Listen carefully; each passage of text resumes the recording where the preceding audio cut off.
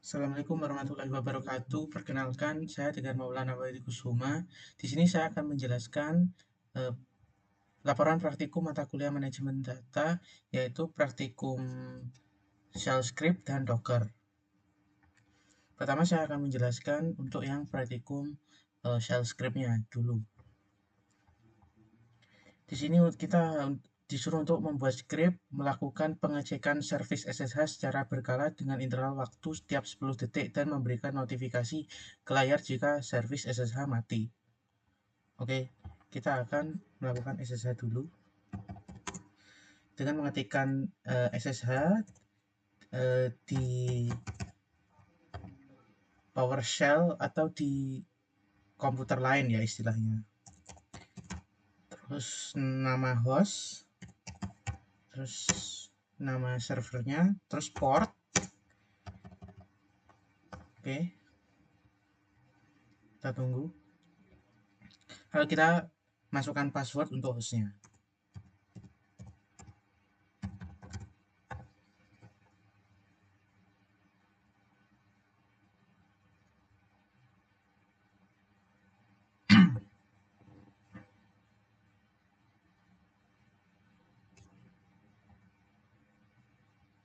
Nah, berarti ini kita sudah masuk ya di Linux server melalui SSH. Oke, tadi kita disuruh untuk melakukan membuat pengecekan service SSH ya. Oke, kita pertama kita buat dulu filenya dengan nano atau bisa VM. Saya lebih suka nano. Nano. Nah, ini filenya. Di sini kita melakukan perulangan while true ya. Lalu kita cek statusnya dengan sistem CTL is active SSH. Kalau sistem CTL is active SSH ini tidak aktif, tidak punya status aktif, maka kembalikan pesan SSH service is not active. Atau selain itu, berarti dia tidak lolos dari kondisi if yang pertama ini, dia akan mengembalikan pesan SSH service is active. Lalu kita jeda selama 10 detik. Gitu. Kita coba, kita jalankan scriptnya dengan titik slash, lalu kita file dan direktorinya seperti itu. Nah, SSH service aktif karena kita sedang melakukan SSH ya. Terus kita jeda 10 detik, nanti dia akan muncul lagi. Nah, seperti itu. Oke, itu tugas yang pertama. Untuk tugas yang kedua, kita disuruh untuk backup directory. Jadi script backup directory. Oh ya, sebelumnya mohon maaf, jika kita sudah melakukan script nano, kita harus melakukan izin dari file tersebut. Jadi maksudnya apakah file tersebut bisa dieksekusi atau tidak. Jadi dengan melakukan chmod plus x ya. Lalu filenya apa? Jadi chmod plus x mon ssh.sh. Jadi x itu berarti executable. Lalu selanjutnya adalah buat backup directory tertentu dan jalankan backup secara berkala tiap 15 detik dengan backup ke file 1 sampai dengan 10 dan kembali lagi menimpa file 1 jika sudah ke file 10, jalankan selama 1 jam. Jalankan backup tersebut secara otomatis dengan cron tab pada setiap hari Minggu jam 1 malam. Oke.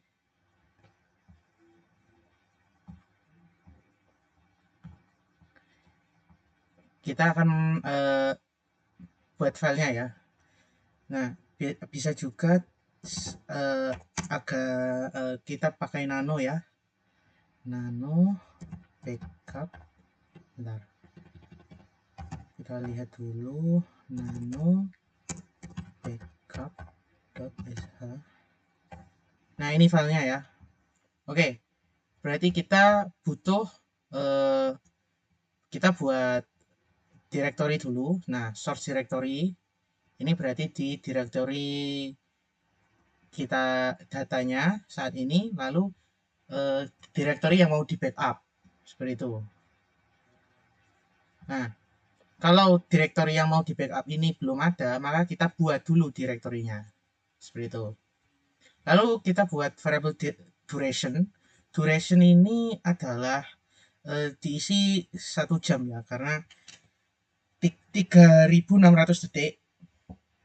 Interval 15 itu adalah tiap 15 detik. Max files itu adalah 10. Start time ini adalah timestamp saat script dimulai. Nah, lalu kita melakukan pesan echo ini untuk mengetahui dia akan dimulai dari mana, seperti itu. Lalu kita perulangkan. Nah, perulangan I sama dengan 1 ya. Inisialisasi iterator index backup ke 1. Nah, perulangan selama ini while bla bla bla bla ini perulangan selama waktu berjalan belum melewati durasi 1 jam. Nah, durasi 1 jam ini duration. Kurangi duration ini 1 jam, oke. Lalu kita buat destination file ya. Destination file adalah nama file backup dengan format file ke berapa, ke i, ke 1, ke iterator, .tar.gz, itu. Lalu misalnya tar min czf destination file source dir ini berarti membuat file backup yang terkompres dalam format tar.gz dari direktori sumber ke destination file. Maaf, dari destination file ini ke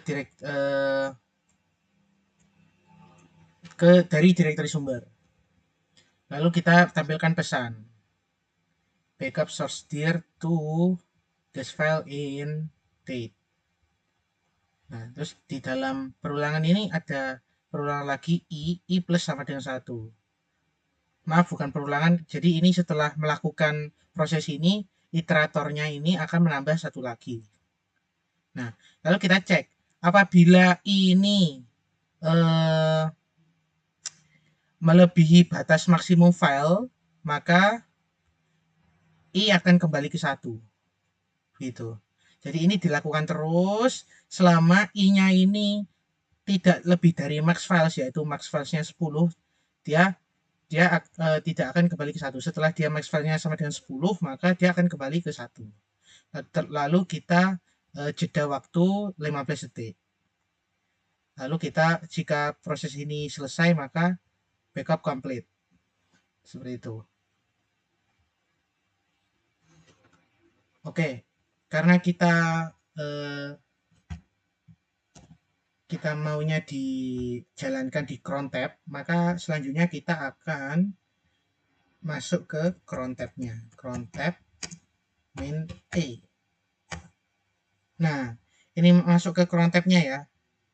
Lalu kita akan jalankan ini, ditambahkan 0, spasi 1, spasi bintang, spasi 0. Lalu kita tambahkan direktori filenya tadi. Yaitu ini berarti script ini akan dijalankan selama menit ke 0, jam ke 1, setiap hari, setiap bulan, hanya hari Minggu. Yaitu adalah hari ke-0 di cron tab. Seperti itu. Oke, kalau kita coba jalankan, oh ya, jangan lupa kita change mode ya, chmod plus x, terus filenya tadi ya, backup.sh, seperti itu. Karena saya sudah menjalankan, jadi ya saya tidak usah, langsung aja backup.sh. Nah, backup start ini tanggal hari ini. Terus kita ada backup dari ini file ini ke file backup 1 di bulan ini. Nah, terus jeda 15 detik, terus dia ada muncul lagi. Terus dia file kedua, jeda lagi, nanti ada file ketiga, jeda lagi, begitu seterusnya sampai file ke-10, nanti dia kembali lagi ke file ke-1. Seperti itu. Kita hentikan. Oke. Nah, untuk berikutnya, nah, kita akan buat file txt dulu. Seperti ini ya. Saya buat file txt-nya ini pakai nano ya. Data.txt. Nah, begini. Nah, ini filenya tidak usah diberi chmod karena ini tidak executable file. Gitu. Berarti ini ada 1, 2, 3, 4 kolom, ada 4 row. Jadi kolom pertama itu timestamp, kolom kedua itu suhu, kolom ketiga kelembapan, kolom keempat cahaya. Lalu kita buat script awk yang bisa membaca file tersebut dengan menghasilkan output sebagai misal suhu maksimum 27.1. Nah, lalu buat script awk bisa membaca file menghitung rata-rata kelembapan dengan output sebagai rata-rata kelembapan 63,5. Oke. Maka dari itu kita akan buat filenya maksimum suhu. Oke.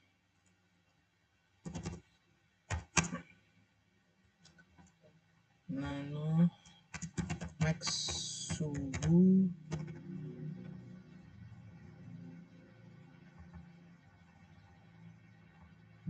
suhu.awk. Nah, kita buat filenya ya. Inisiasi variabel max dengan nilai awal sangat kecil. Oke. Awalnya sangat kecil, minus 9. Lalu kita number row lebih dari 1. Jika 2 ini lebih dari max, maka max sama dengan 2. Jadi kayak jika kolom kedua lebih besar dari nilai sebelumnya, maka update nilai max. Seperti itu. Nah, nanti akan berjalan terus sampai dia menemukan file yang nilai yang paling besar. Seperti itu. Untuk file script awk yang kedua, yaitu rata kelembapan. Rata kelembapan. Nah, begini.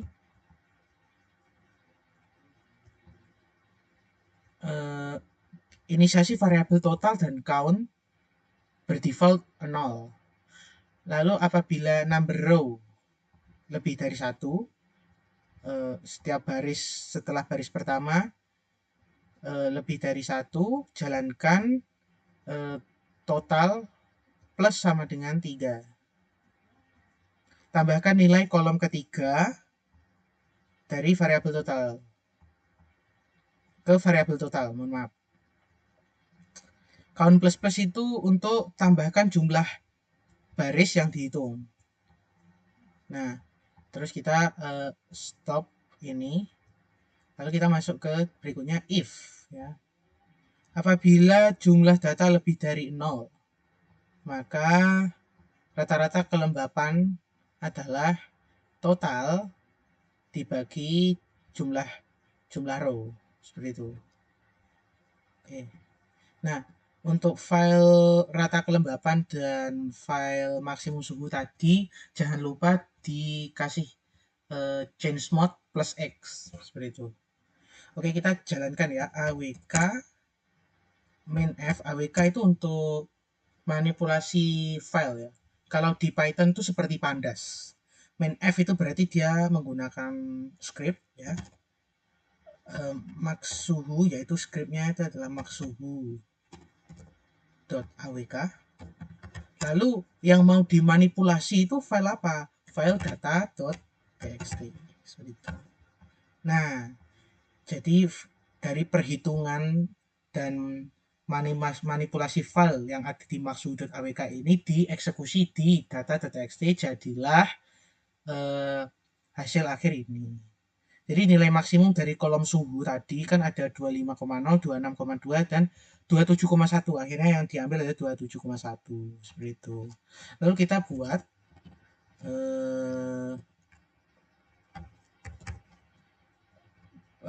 file lagi ya. Yang rata-rata itu rata kelembapan .txt, kita enter. Nah, jadi kita memanipulasi file menggunakan script rata kelembapan .awk ke dalam file data.txt, yaitu rata kelembapan menghasilkan 63,5, yaitu perhitungan antara nilai interval antara 60 tambah 62, 65 tambah 67 dibagi banyaknya row, yaitu 4. Akhirnya 254 bagi 4 akhirnya menjadi 63,5. Seperti itu.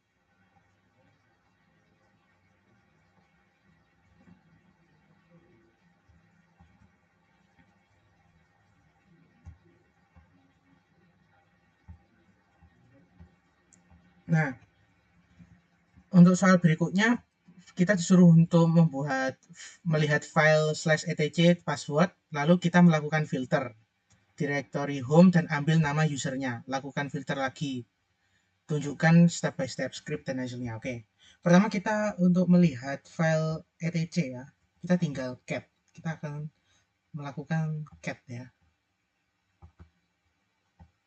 sebentar.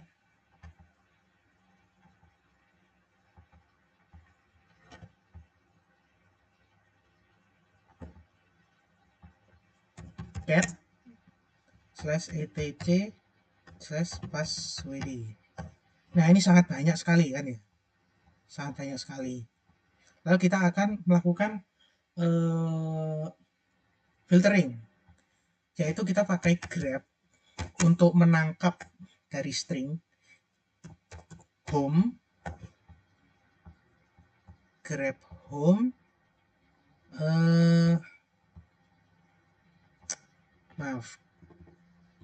grep/home dari file etc/passwd. Jadi kita akan menjalankan eksekusi etc/passwd, tapi kita akan menyaring, hanya menampilkan baris atau file yang memiliki /home/ memiliki string ini. Nah, hasilnya seperti ini ya. Ini ada /home-nya, ada /home-nya, ada /home-nya, ada /home-nya, ini /home-nya. Lalu kita mau ambil lagi. Kita akan ambil file yang ada namanya ini toh. Bagaimana caranya? Nah, caranya adalah kita akan melakukan sama ya, sama. Lalu kita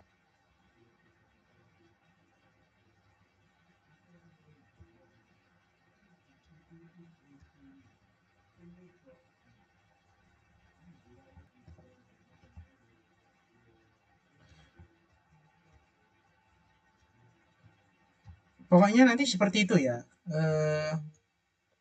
Filenya adalah kita akan disuruh membuat password, lalu kita akan masukkan passwordnya, lalu nanti setelah itu akan berhasil terkirim ke direktori GitHub seperti itu.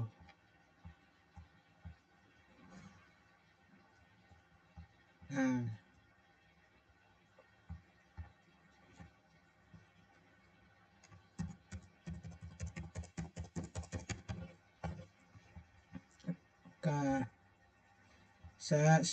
karena saya melakukan authentication ya, karena tidak melakukan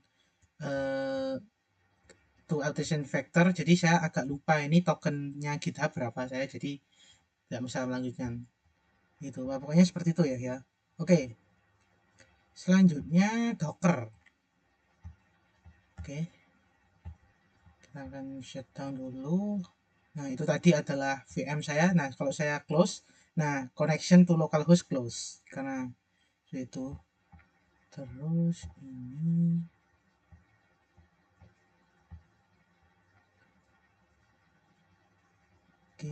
Habis itu kita akan melanjutkan praktek yang Docker. Oke, kita buka Docker dulu ya.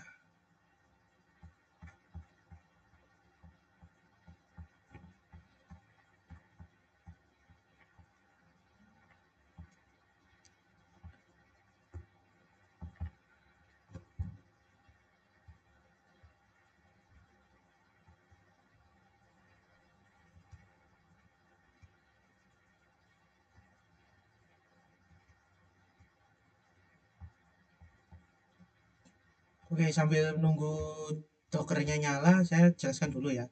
Oke, untuk tahap-tahapan membuat Docker itu berarti kita perlu install WSL dulu. Nah, WSL, WSL // install. Nanti akan punya default version nanti namanya Ubuntu. Setelah kita install Dockernya. Nanti WSL apa, kita download file WSL, download file exe, terus kita install. Habis itu kita akan masuk ke Docker desktop. Lalu kita lihat WSL main list overviews lagi. Coba nanti WSL main list overviews.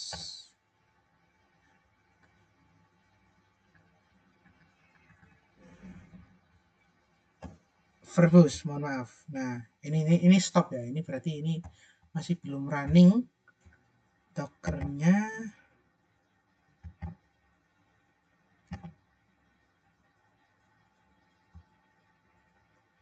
Kita open dulu. Yes.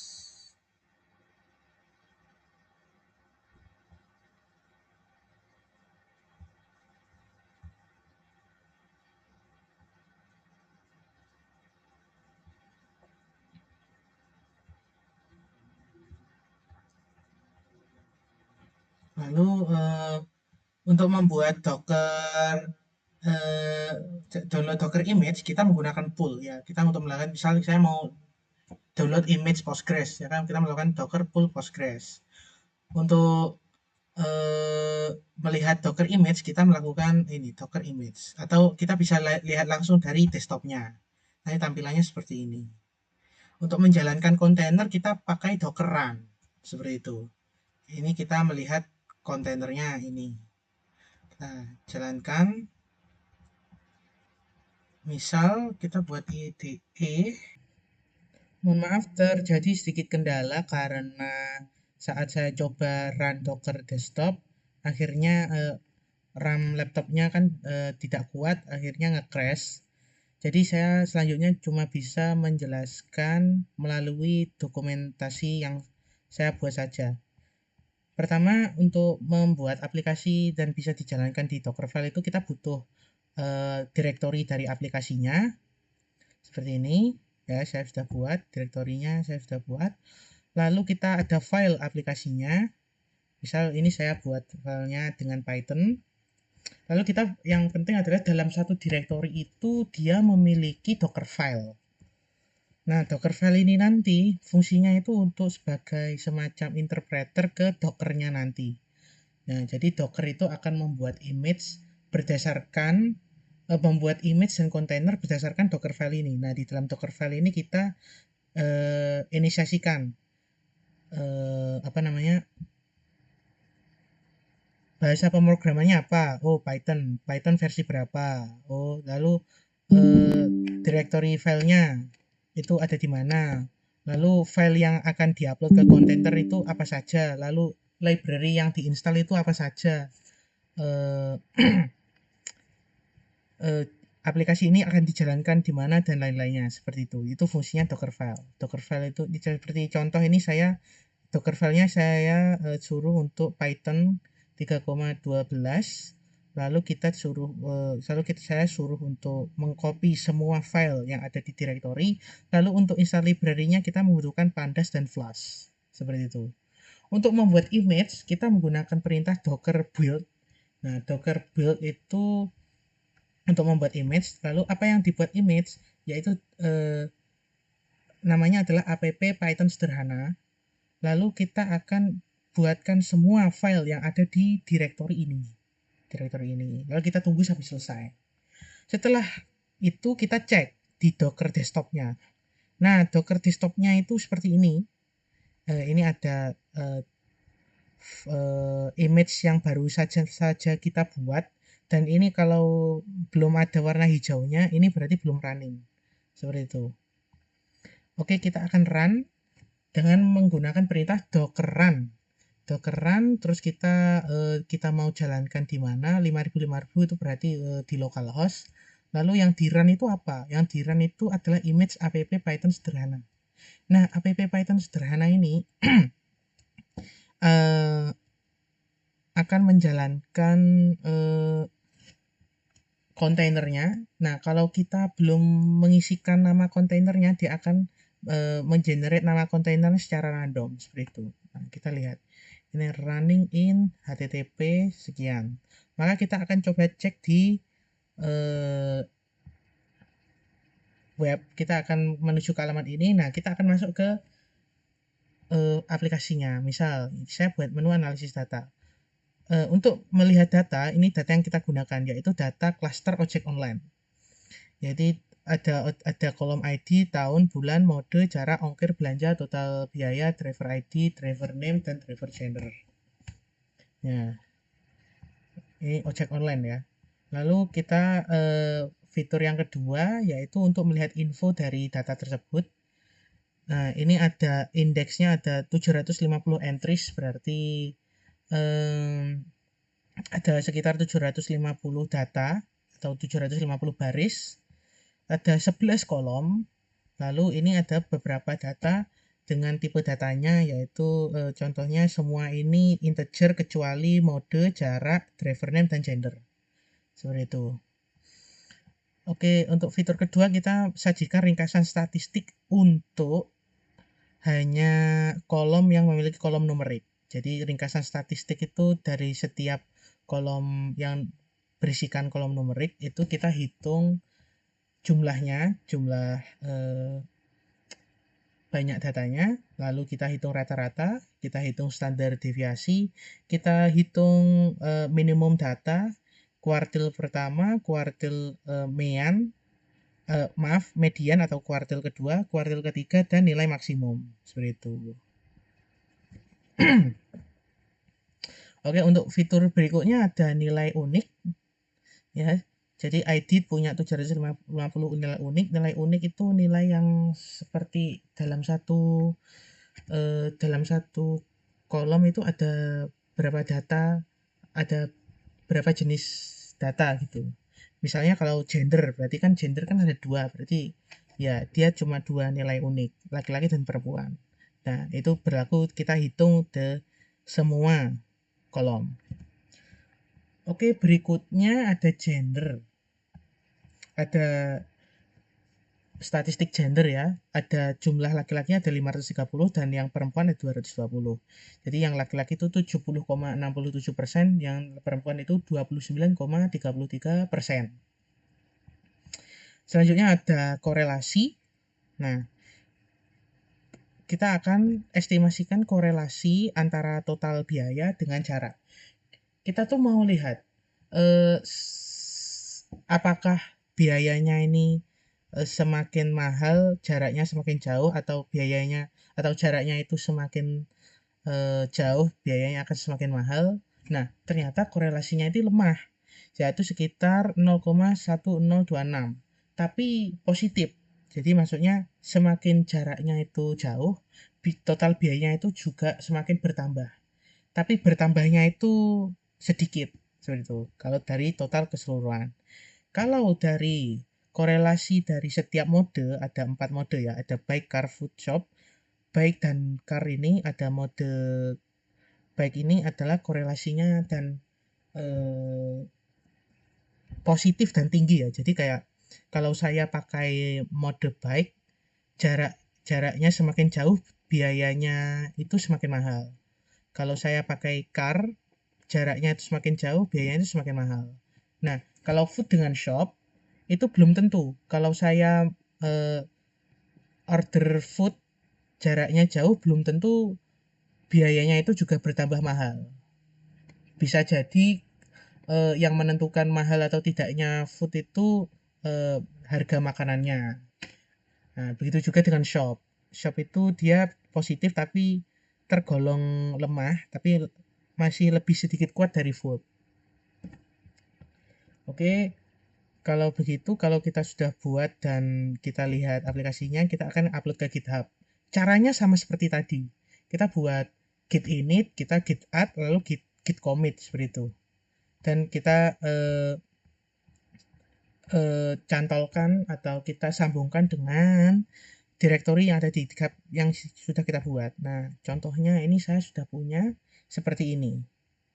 Ya, saya sudah upload Docker file, sudah saya upload CSV-nya juga. Ini aplikasinya, terus ini requirements. Seperti itu.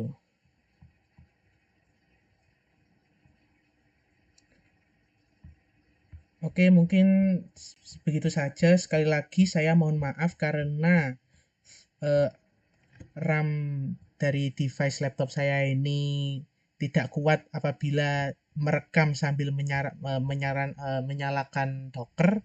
Jadi saya cuma bisa mendemokan lewat eh, dokumentasi Word seperti itu. Mungkin sekian dari saya. Wassalamualaikum warahmatullahi wabarakatuh.